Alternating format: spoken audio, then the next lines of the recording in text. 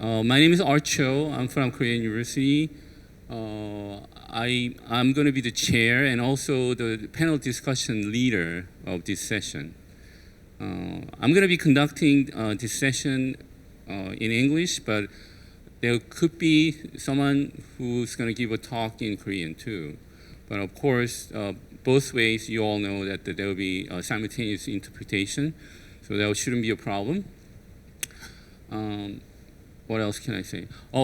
Before I go on, I have to mention that since these talks are too short, we decided that if you have any questions after each talk, you should defer it to the panel discussions time. Okay, so no questions during the interchange, the period after between the talks, but you can ask each speaker any question you might have during the maybe beginning of the panel discussion period.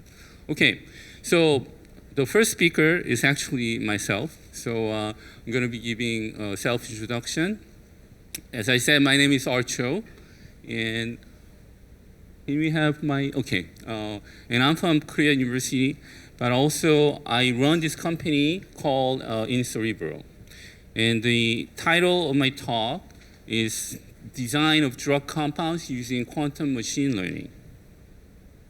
Okay, so it is no secret that drug discovery has been hailed as one of the most important fields that might benefit by quantum computing. And as you can see, there are numerous articles out there that talk about these facts. Now the thing is, if you think about why that is so, you probably have to go all the way back to the original idea of quantum computing. And the first person who ever talked about quantum computing was, you probably know, that's Richard Feynman, who is one of the greatest physicists of all time. And in his mind, what he was envisioning was a computer with quantum mechanically behaving components to simulate quantum mechanical phenomena. Well, drugs are molecules. It's tiny little things, and they are governed by the quantum mechanical physics. So people would probably think that the drug discovery would benefit from the quantum computing immensely, and also the fact that drug discovery is about business.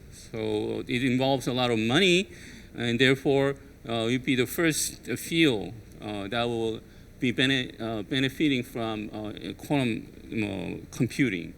Now, this is what we call a drug discovery pipeline. I just wanted to give you an idea what we do in drug discovery. There are other ways to do these things, but the first thing that we have to do is to find the target, which are usually proteins, and find the drug molecules that will bind to these proteins. Okay? So that process is called screening, and during this thing, what we'll do is to go through what we call a library of compounds. There will be like maybe millions or even billions of different compounds that we can try out and see which one binds best to this target protein. And in fact, that particular phenomenon is called protein ligand binding. And as you can see, these are drug molecules that will bind to the part of this protein molecule. Now, the current practice is that using molecular modeling tools on the computer, we can simulate this phenomenon and make a good prediction of how they behave. If you want to introduce quantum computing, you will have to do the following. So this is something that we've done last half a year or so, is to divide the regions where this thing happens here, like binding, into little smaller parts and identify the parts that are most important in this binding the process, and try to apply some quantum algorithms to make accurate predictions. Okay, that's all good, but the problem is the following. To achieve the better accuracy than the current methods that we are still using, that are done on the digital computer, we need at least a few thousands of physical qubits to have that much accuracy. That's because you want to get rid of all the noise, and at least you want to have a few qubits that will represent the orbitals of these molecules. And that's insurmountable task at this point. As you know, we don't have such quantum hardware yet. So you can imagine that the quantum computing at this point in time is not that helpful if you want to follow this path. So we thought about on a different angle, and thought maybe the secret is in the screening process. As I said earlier, that the screening is done with the list of compounds which we call library, and the library can contain maybe millions or even billions of different molecules. Now, it is well known that if you work with larger molecules, you get better results, okay? That's for sure. And the current practice is that there are about in the order of billions of molecules are used for this screening process. However, it is also estimated that maybe the whole chemical space of 10 to the 63rd power can be used. And that's a huge difference. So how do we complement this difference? So we've been thinking about this problem for more than 15 years, and we came up with some technology that involves molecular modeling technique and also AI. And what it is this one is called water pharmacophore. And basically, in water pharmacophore, you run molecular dynamic simulations where you can extract the information about the binding site of the proteins and come up with this model that's called a pharmacophore model. And this can be thought of as what we call a blueprint for the drug molecules for a given target proteins. And using this model, you could quickly screen out these molecules that will be later used for further processing.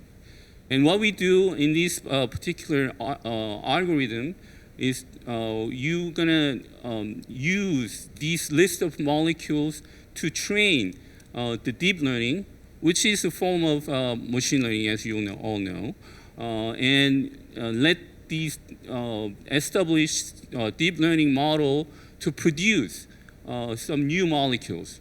So these new molecules will be not in the library, so you're basically exploring this further into the vast chemical space, and you can go on indefinitely. So you can tap into this vast chemical space by this method. So now we thought about this in both ways. And one was using the variational quantum eigensolver and its variations to calculate the protein-ligand interaction energy. And the other one is using the quantum machine learning to generate the virtual ligand library.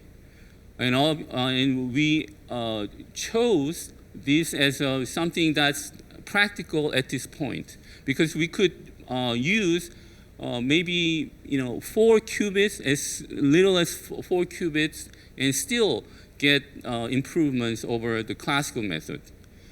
And we came up with this protocol, which I call WPDL with QML, and through that basically we substitute the deep learning part with the quantum machine learning and try to generate these target-specific chemical library. And we have planned, and this is part of our the project that we're doing for the grant, the government grant that we recently won. And we're going to do experimental verification at the end of it. Now, before actually applying for this government grant, we even did some pilot test of this idea and had this following results. We did this with using the quantum simulator. So this is going to be noiseless quantum computer model, and using the target called PARP. PARP is an anti-cancer drug target, and we got the following result. And lo and behold, the quantum machine learning was able to generate these the compounds that are more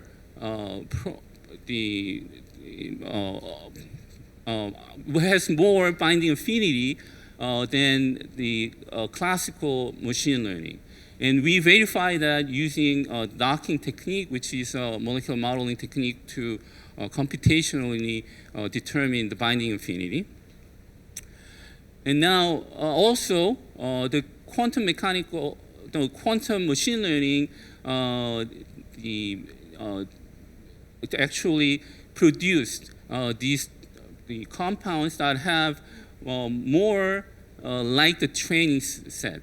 That's meaning it's more focused, so you're actually delving into deeper into this chemical space for the given question. So it's better in this way than our classical counterpart.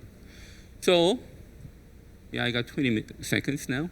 As a summary, we tried out the quantum-based protein ligand binding affinity calculation, which shows a little bit of promise for the future, but the current state of the quantum hardware, we cannot really make it happen.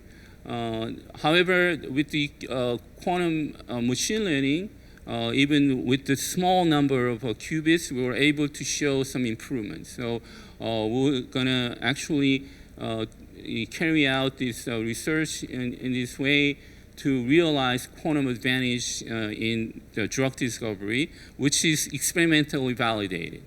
So that's all I have to say. And as I said, I'm a minute over, so I'm gonna stop right here, and we're gonna go on to the next speaker. Thanks very much.